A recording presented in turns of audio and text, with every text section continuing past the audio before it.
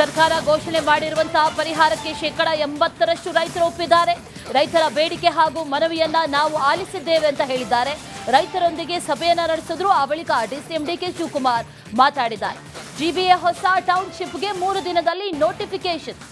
ಕುಮಾರಸ್ವಾಮಿ ಕಾಲದಲ್ಲೇ ಆದಂತಹ ನೋಟಿಫಿಕೇಶನ್ ಇದಾಗಿತ್ತು ಅಂತ ಮತ್ತೆ ಡಿಸಿಎಂ ಡಿಕೆ ಶಿವಕುಮಾರ್ ಅದನ್ನ ಹೇಳಿರೋದು. ಬಿಡದಿ ಟೌನ್ಶಿಪ್ ಯಾರಿಂದ ಬಂತು? ಹಾರೋಹಳ್ಳಿ ಇಂಡಸ್ಟ್ರಿಯಲ್ ಏರಿಯಾ ಯಾರಿಂದ ಬಂತು? ಸಿಎಂ ಲಿಂಗಪ್ಪ ಇದ್ದಾಗ 1 ಎಕರೆ ಅಕ್ವಿಷನ್ ಆಗಿ ನಾವು ಬಿಟ್ಟಿದ್ವಾ? ಬಿಟ್ಟಿದ್ದಿಲ್ಲ. ಈ ಕಡೆ ಮಾಡ್ಕೊಳ್ಳಿ ಅಂತ ಸುಮ್ಮನೆ ಬಿಟ್ಬಿಟ್ಟಿದ್ದ, ಬೆಂಗಳೂರು ಸುತ್ತಮುತ್ತಲಿ ಮಾಡಿ ಅಂತ ಬಿಟ್ಟಿದ್ದ. ಕುಮಾರಸ್ವಾಮಿ ಬಂದ ಮೇಲೆ, ದೇವೇಗೌಡರು ಬಂದ ಮೇಲೆ ಈ ಅಕ್ವಿಷನ್ ಅಂತ ಶುರು ಆಯಿತು. ಅವರು ಹಾಸನಲ್ಲೇ ಜಮೀನು ತಗೋದಾಯ್ತಲ್ಲ, ಇಲ್ಲೇ ಬಂದು ಜಮೀನು ತಗೊಂಡ್ರಲ್ಲ. 100 ಎಕರೆ ಅವ್ರು ತಗೊಂಡ್ರು, ತಮ್ಮಣ್ಣ ತೆಗೆದುಕೊಂಡ್ರು, ಅವ್ರ ಹೆಂಗಸು ತಗೊಂಡ್ರು, ಅವ್ರ ಬೀಗರುಗಳು ತಗೊಂಡ್ರು, ಎಲ್ಲ ತಗೊಂಡ್ರು.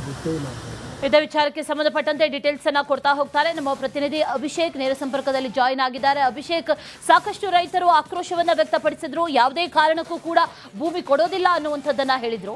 ಈಗ ಡಿಕೆ ಶಿವಕುಮಾರ್ ಅವರ ಈ ನಡೆ ಇದೆಯಲ್ಲ, ಈ ಚರ್ಚೆ ಮಾಡಿರೋದು, ಮಾತುಕತೆ ನಡೆಸಿರೋದು ಎಲ್ಲೋ ಒಂದ್ ಕಡೆ ಬಹಳ ಸ್ಮಾರ್ಟ್ ಮೂವ್ ಅಂತ ಅನ್ಸುತ್ತೆ. 80% ರೈತರು ಒಪ್ಪಿದ್ದಾರೆ ಅನ್ನುವಂತ ಮಾಹಿತಿ ಇದೆ. ಭೂಸ್ವಾಧೀನ ಪ್ರಕ್ರಿಯೆ ಹಾಗಾದ್ರೆ ಯಾವ ರೀತಿ ನಡೆಯುತ್ತೆ, ಮುಂದೆ ಯಾವ ರೀತಿ ಹಾಗಾದ್ರೆ ಯೋಜನೆಯನ್ನ ಕೈ ಬಿಡಬೇಕು ಅನ್ನುವಂಥ ನಿಟ್ಟಿನಲ್ಲಿ ಕೂಡ ಮಾತುಕತೆಗಳಾಗಿತ್ತು. ಇವತ್ತು ಏನೇನು ಮಾತುಕತೆಗಳಾದವು, ಯಾವ ರೀತಿ ಮನವೊಲಿಕೆ ಆಯಿತು, ಡೀಟೇಲ್ಸ್ ಏನಿದೆ?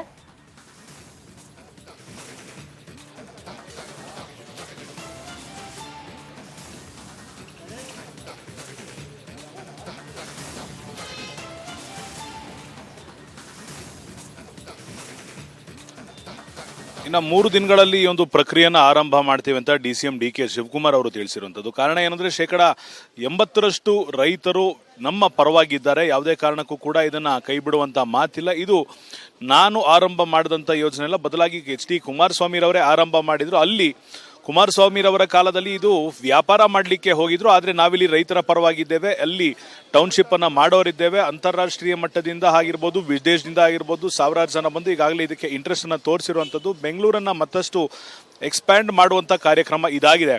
ಆರಂಭಿಕ ಹಂತದಲ್ಲಿ ನಾವು 3 ಹಳ್ಳಿಗಳನ್ನ ನೋಟಿಫೈ ಮಾಡೋದಕ್ಕೆ ಆರಂಭ ಮಾಡ್ತೇವೆ. ಅಲ್ಲಿರುವಂಥ ಪ್ರತಿಯೊಬ್ಬ ರೈತರು ಕೂಡ ನಮ್ಮ ಬೆನ್ನೆಲುಬಾಗಿ ನಿಂತ್ಕೊಂಡಿರುವಂಥದ್ದು. ಅವರಿಗೂ ಕೂಡ ಅನುಕೂಲವನ್ನು ಮಾಡ್ತೇವೆ.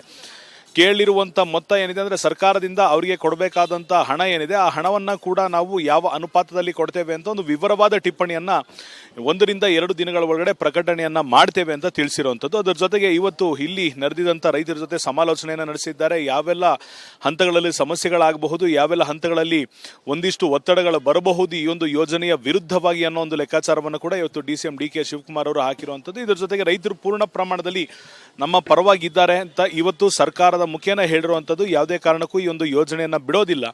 ಮೈಸೂರು ರಸ್ತೆ ಇರ್ಬೋದು, ಕನಕಪುರ ರಸ್ತೆ ಇರ್ಬೋದು, ಬಿಡದಿಗೆ ಕನೆಕ್ಟ್ ಆಗುವಂಥ ಅಷ್ಟೂ ರಸ್ತೆಗಳನ್ನು ನಾವು ಈ ಒಂದು ಟೌನ್ಶಿಪ್ಗೆ ಕನೆಕ್ಟ್ ಮಾಡ್ತೇವೆ. ಬೆಂಗಳೂರಿಂದ ಕೇವಲ 20 ಕಿಲೋಮೀಟರ್ ದೂರದಲ್ಲಿ ಈ ಒಂದು ಟೌನ್ಶಿಪ್ ಎಲ್ಲರಿಗೂ ಕೂಡ ಸಿಗುವಂಥ ಒಂದು ದಾರಿಯನ್ನು ಮಾಡಿಕೊಡ್ತೇವೆ ಅಂತ ತಿಳಿಸಿರುವಂಥದ್ದು. ಆದರೆ ಖಂಡಿತವಾಗಿ ಇದನ್ನ ವಿರೋಧ ಮಾಡ್ತಿರುವಂಥ ಬಿಜೆಪಿ ಹಾಗೂ JDS ಯಾವ ರೀತಿ ಇದನ್ನು ಮುಂದಕ್ಕೆ ತೆಗೆದುಕೊಂಡು ಹೋಗ್ತಾರೆ, ಈ ಒಂದು ಟೌನ್ಶಿಪ್ ಅನ್ನ ಅಧಿಕೃತವಾಗಿ ಚಾಲನೆ ಮಾಡೋದಕ್ಕೆ ಅವಕಾಶವನ್ನ ಮಾಡಿಕೊಡುತ್ತಾ ಬಿಜೆಪಿ ಹಾಗೂ JDS, ಅಥವಾ ಇದನ್ನ ಮತ್ತಷ್ಟು ತೀವ್ರ ಸ್ವರೂಪದ ಹೋರಾಟವನ್ನ ನಾವು ಮಾಡ್ತೇವೆ ಅಂತ ಏನು ಹೇಳಿದ್ರು ಅದನ್ನು ಮತ್ತೊಂದು ಹಂತಕ್ಕೆ ತೆಗೆದುಕೊಂಡು ಹೋಗುತ್ತಾ ಅನ್ನೋದು ಪ್ರಶ್ನೆ ಆಗಿದೆ. ಆದರೆ ಈ ವಿಚಾರದಲ್ಲಿ ಯಾರು ಎಷ್ಟೇ ಒತ್ತಡ ತಂದರೂ ಕೂಡ ಟೌನ್ಶಿಪ್ ಅನ್ನ ಮಾಡಿಯೇ ತೀರ್ತೇವೆ ಅನ್ನೋ ಡಿಸಿಎಂ ಡಿಕೆ ಶಿವಕುಮಾರ್ ಅವರು ಇದ್ದಂತೆ ಕಾಣಿಸ್ತಿದೆ. Ashwini. Alright Abhishek, thank you ಡೀಟೇಲ್ಸ್ಗೆ. ಅಭಿಷೇಕ್, ಅದರ ಜೊತೆಯಲ್ಲಿ ಈಗ ಕುಮಾರಸ್ವಾಮಿ ಅವರ ಒಂದಷ್ಟು ಆಪಾದನೆಗಳಿದ್ವು. ಅದರ ಜೊತೆಯಲ್ಲಿ ಈ ಹಿಂದೆಯೂ ಕೂಡ ಅನೇಕ ಬಾರಿ ಹೇಳಿದ್ರು, ಈ ರೀತಿಯಾಗಿ ಮಾಡ್ತಾ ಇರೋದೇನಿದೆ ಇದೆಲ್ಲವೂ ಕೂಡ ರೈತರನ್ನ ಒಕ್ಕಲೆಬ್ಬಿಸುವ ಯತ್ನ ನಡೀತಾ ಇದೆ ಅನ್ನುವಂಥ ವಿಚಾರ. ಹಾಗಾದ್ರೆ ಫೈನಲಿ ಈಗ ಕುಮಾರಸ್ವಾಮಿ ಅವರ ಒಂದಷ್ಟು ಆರೋಪಗಳು, ಅದಕ್ಕೆ ಡಿಕೆ ಶಿವಕುಮಾರ್ ಅವರ ಉತ್ತರ, ಇದೆಲ್ಲವನ್ನು ಗಮನಿಸಿದ್ರೆ ಎಲ್ಲವೂ ಕೂಡ ಸರಿ ಹೋದಂತೆ ಕಾಣಿಸ್ತಾ ಇದೆಯಾ, ಅಥವಾ ಮುಂದಿನ ದಿನಗಳಲ್ಲಿ ಮತ್ತಷ್ಟು ಹೆಚ್ಚಾಗುವಂತ ಸಾಧ್ಯತೆಗಳಿದೆಯಾ?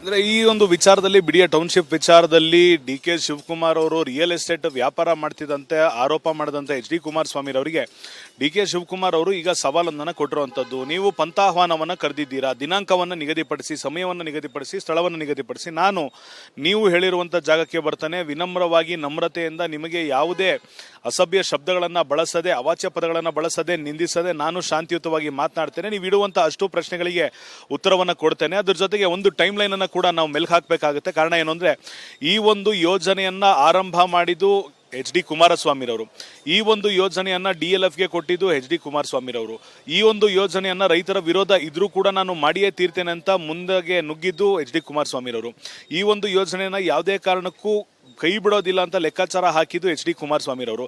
ಇಷ್ಟು ಕೆಲಸಗಳನ್ನ ಮಾಡಿದಂಥ ಕುಮಾರಸ್ವಾಮಿರವರು ಇವಾಗ ತಮ್ಮ ಪಾಯಿಂಟ್ ಆಫ್ ವ್ಯೂನ ಬದಲಾಯಿಸಿದ್ದಾರೆ. ಕಾರಣ ಅವರು ಈ ಸದ್ಯದ ಮಟ್ಟಿಗೆ BJPಯ ಜೊತೆ ಜೋಡಿಸ್ಕೊಂಡಿದ್ದಾರೆ, ಪೋಣಿಸ್ಕೊಂಡಿದ್ದಾರೆ.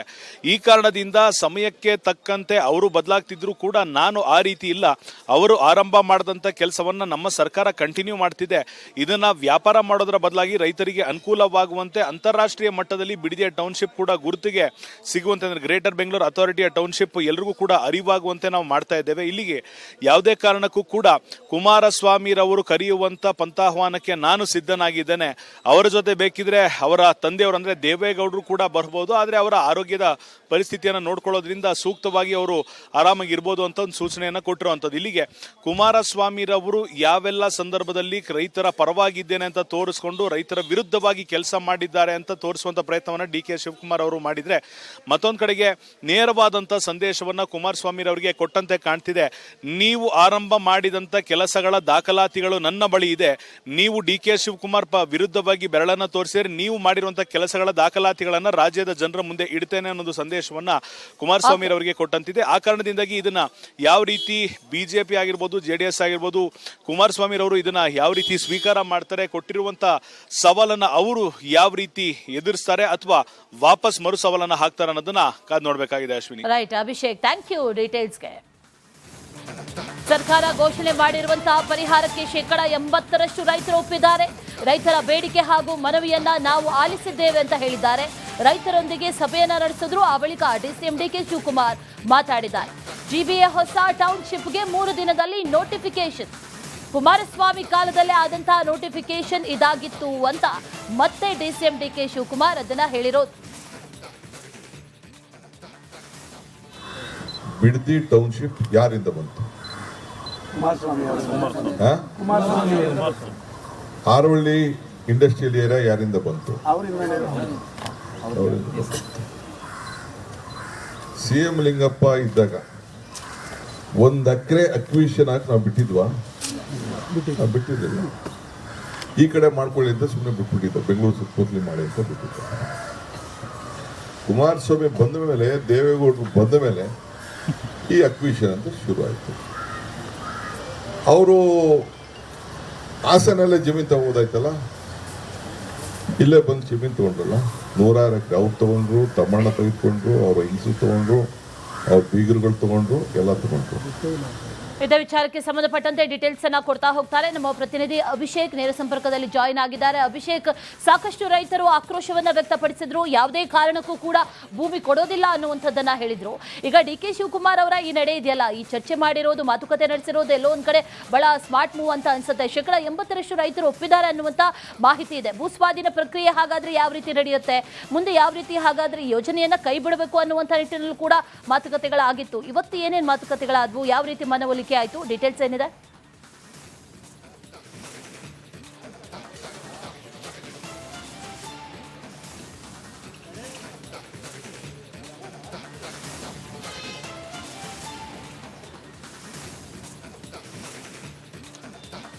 ಇನ್ನು 3 ದಿನಗಳಲ್ಲಿ ಈ ಒಂದು ಪ್ರಕ್ರಿಯೆಯನ್ನು ಆರಂಭ ಮಾಡ್ತೀವಿ ಅಂತ DCM DK ಶಿವಕುಮಾರ್ ಅವರು ತಿಳಿಸಿರುವಂಥದ್ದು. ಕಾರಣ ಏನಂದ್ರೆ 80% ರೈತರು ನಮ್ಮ ಪರವಾಗಿದ್ದಾರೆ. ಯಾವುದೇ ಕಾರಣಕ್ಕೂ ಕೂಡ ಇದನ್ನ ಕೈ ಬಿಡುವಂತ ಮಾತಿಲ್ಲ. ಇದು ನಾನು ಆರಂಭ ಮಾಡಿದಂಥ ಯೋಜನೆ ಅಲ್ಲ, ಬದಲಾಗಿ ಎಚ್ ಡಿ ಕುಮಾರಸ್ವಾಮಿರವರೇ ಆರಂಭ ಮಾಡಿದ್ರು. ಅಲ್ಲಿ ಕುಮಾರಸ್ವಾಮಿರವರ ಕಾಲದಲ್ಲಿ ಇದು ವ್ಯಾಪಾರ ಮಾಡಲಿಕ್ಕೆ ಹೋಗಿದ್ರು, ಆದರೆ ನಾವಿಲ್ಲಿ ರೈತರ ಪರವಾಗಿದ್ದೇವೆ, ಅಲ್ಲಿ ಟೌನ್ಶಿಪ್ ಅನ್ನ ಮಾಡೋರಿದ್ದೇವೆ. ಅಂತಾರಾಷ್ಟ್ರೀಯ ಮಟ್ಟದಿಂದ ಆಗಿರ್ಬೋದು, ವಿದೇಶದಿಂದ ಆಗಿರ್ಬೋದು ಸಾವಿರಾರು ಜನ ಬಂದು ಈಗಾಗಲೇ ಇದಕ್ಕೆ ಇಂಟ್ರೆಸ್ಟ್ ಅನ್ನ ತೋರಿಸಿರುವಂಥದ್ದು. ಬೆಂಗಳೂರನ್ನ ಮತ್ತಷ್ಟು ಎಕ್ಸ್ಪ್ಯಾಂಡ್ ಮಾಡುವಂಥ ಕಾರ್ಯಕ್ರಮ ಇದಾಗಿದೆ. ಆರಂಭಿಕ ಹಂತದಲ್ಲಿ ನಾವು ಮೂರು ಹಳ್ಳಿಗಳನ್ನ ನೋಟಿಫೈ ಮಾಡೋದಕ್ಕೆ ಆರಂಭ ಮಾಡ್ತೇವೆ. ಅಲ್ಲಿರುವಂತಹ ಪ್ರತಿಯೊಬ್ಬ ರೈತರು ಕೂಡ ನಮ್ಮ ಬೆನ್ನೆಲುಬಾಗಿ ನಿಂತ್ಕೊಂಡಿರುವಂಥದ್ದು, ಅವರಿಗೂ ಕೂಡ ಅನುಕೂಲವನ್ನು ಮಾಡ್ತೇವೆ.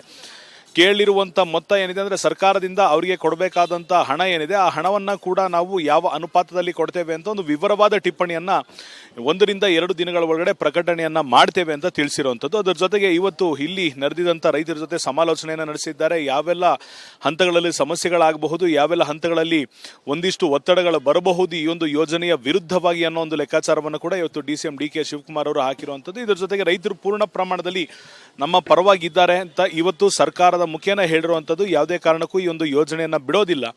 ಮೈಸೂರು ರಸ್ತೆ ಇರ್ಬೋದು, ಕನಕಪುರ ರಸ್ತೆ ಇರ್ಬೋದು, ಬಿಡದಿಗೆ ಕನೆಕ್ಟ್ ಆಗುವಂಥ ಅಷ್ಟೂ ರಸ್ತೆಗಳನ್ನು ನಾವು ಈ ಒಂದು ಟೌನ್ಶಿಪ್ಗೆ ಕನೆಕ್ಟ್ ಮಾಡ್ತೇವೆ. ಬೆಂಗಳೂರಿಂದ ಕೇವಲ 20 ಕಿಲೋಮೀಟರ್ ದೂರದಲ್ಲಿ ಈ ಒಂದು ಟೌನ್ಶಿಪ್ ಎಲ್ಲರಿಗೂ ಕೂಡ ಸಿಗುವಂಥ ಒಂದು ದಾರಿಯನ್ನು ಮಾಡಿಕೊಡ್ತೇವೆ ಅಂತ ತಿಳಿಸಿರುವಂಥದ್ದು. ಆದರೆ ಖಂಡಿತವಾಗಿ ಇದನ್ನ ವಿರೋಧ ಮಾಡ್ತಿರುವಂಥ BJP ಹಾಗೂ JDS ಯಾವ ರೀತಿ ಇದನ್ನು ಮುಂದಕ್ಕೆ ತೆಗೆದುಕೊಂಡು ಹೋಗ್ತಾರೆ, ಈ ಒಂದು ಟೌನ್ಶಿಪ್ ಅನ್ನ ಅಧಿಕೃತವಾಗಿ ಚಾಲನೆ ಮಾಡೋದಕ್ಕೆ ಅವಕಾಶವನ್ನ ಮಾಡಿಕೊಡುತ್ತಾ BJP ಹಾಗೂ JDS, ಅಥವಾ ಇದನ್ನ ಮತ್ತಷ್ಟು ತೀವ್ರ ಸ್ವರೂಪದ ಹೋರಾಟವನ್ನ ನಾವು ಮಾಡ್ತೇವೆ ಅಂತ ಏನು ಹೇಳಿದ್ರು ಅದನ್ನು ಮತ್ತೊಂದು ಹಂತಕ್ಕೆ ತೆಗೆದುಕೊಂಡು ಹೋಗುತ್ತಾ ಅನ್ನೋದು ಪ್ರಶ್ನೆ ಆಗಿದೆ. ಆದರೆ ಈ ವಿಚಾರದಲ್ಲಿ ಯಾರು ಎಷ್ಟೇ ಒತ್ತಡ ತಂದರೂ ಕೂಡ ಟೌನ್ಶಿಪ್ ಅನ್ನ ಮಾಡಿಯೇ ತೀರ್ತೇವೆ ಅನ್ನೋ ಲೆಕ್ಕಾಚಾರದಲ್ಲಿ DCM DK ಶಿವಕುಮಾರ್ ಅವರು ಇದ್ದಂತೆ ಕಾಣಿಸ್ತಿದೆ.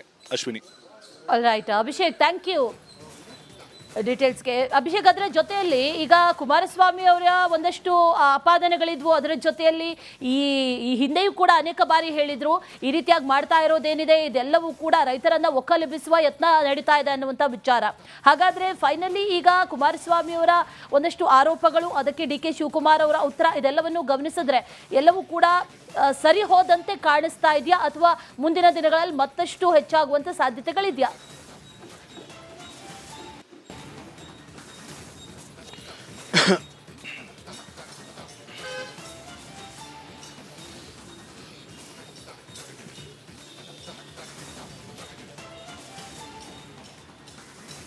ಅಂದರೆ ಈ ಒಂದು ವಿಚಾರದಲ್ಲಿ, ಬಿಡಿಯ ಟೌನ್ಶಿಪ್ ವಿಚಾರದಲ್ಲಿ DK ಶಿವಕುಮಾರ್ ಅವರು ರಿಯಲ್ ಎಸ್ಟೇಟ್ ವ್ಯಾಪಾರ ಮಾಡ್ತಿದ್ದಂತೆ ಆರೋಪ ಮಾಡಿದಂತೆ HD ಕುಮಾರಸ್ವಾಮಿ ಅವರಿಗೆ DK ಶಿವಕುಮಾರ್ ಅವರು ಈಗ ಸವಾಲನ್ನು ಕೊಟ್ಟಿರುವಂಥದ್ದು. ನೀವು ಪಂಥಾಹ್ವಾನವನ್ನು ಕರೆದಿದ್ದೀರಾ, ದಿನಾಂಕವನ್ನು ನಿಗದಿಪಡಿಸಿ, ಸಮಯವನ್ನು ನಿಗದಿಪಡಿಸಿ, ಸ್ಥಳವನ್ನು ನಿಗದಿಪಡಿಸಿ, ನಾನು ನೀವು ಹೇಳಿರುವಂಥ ಜಾಗಕ್ಕೆ ಬರ್ತಾನೆ, ವಿನಮ್ರವಾಗಿ ನಮ್ರತೆಯಿಂದ ನಿಮಗೆ ಯಾವುದೇ ಅಸಭ್ಯ ಶಬ್ದಗಳನ್ನು ಬಳಸದೆ, ಅವಾಚ್ಯ ಪದಗಳನ್ನು ಬಳಸದೆ, ನಿಂದಿಸದೆ ನಾನು ಶಾಂತಿಯುತವಾಗಿ ಮಾತನಾಡ್ತೇನೆ. ನೀವು ಇಡುವಂಥ ಅಷ್ಟು ಪ್ರಶ್ನೆಗಳಿಗೆ ಉತ್ತರವನ್ನು ಕೊಡ್ತೇನೆ. ಅದ್ರ ಜೊತೆಗೆ ಒಂದು ಟೈಮ್ ಲೈನ್ ಅನ್ನು ಕೂಡ ನಾವು ಮೆಲ್ಕು ಹಾಕಬೇಕಾಗುತ್ತೆ. ಕಾರಣ ಏನು ಅಂದರೆ ಈ ಒಂದು ಯೋಜನೆಯನ್ನ ಆರಂಭ ಮಾಡಿದ್ದು HD ಕುಮಾರಸ್ವಾಮಿರವರು, ಈ ಒಂದು ಯೋಜನೆಯನ್ನ DLFಗೆ ಕೊಟ್ಟಿದ್ದು HD ಕುಮಾರಸ್ವಾಮಿರವರು, ಈ ಒಂದು ಯೋಜನೆಯನ್ನ ರೈತರ ವಿರೋಧ ಇದ್ರೂ ಕೂಡ ನಾನು ಮಾಡಿಯೇ ತೀರ್ತೇನೆ ಅಂತ ಮುಂದೆಗೆ ನುಗ್ಗಿದ್ದು HD ಕುಮಾರಸ್ವಾಮಿರವರು, ಈ ಒಂದು ಯೋಜನೆಯನ್ನ ಯಾವುದೇ ಕಾರಣಕ್ಕೂ ಕೈ ಬಿಡೋದಿಲ್ಲ ಅಂತ ಲೆಕ್ಕಾಚಾರ ಹಾಕಿದ್ದು HD ಕುಮಾರಸ್ವಾಮಿರವರು.